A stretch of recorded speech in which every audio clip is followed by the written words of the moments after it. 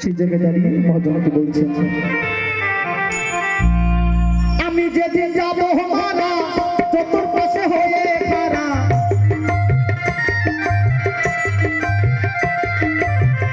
আমি যেদিন যাব মারা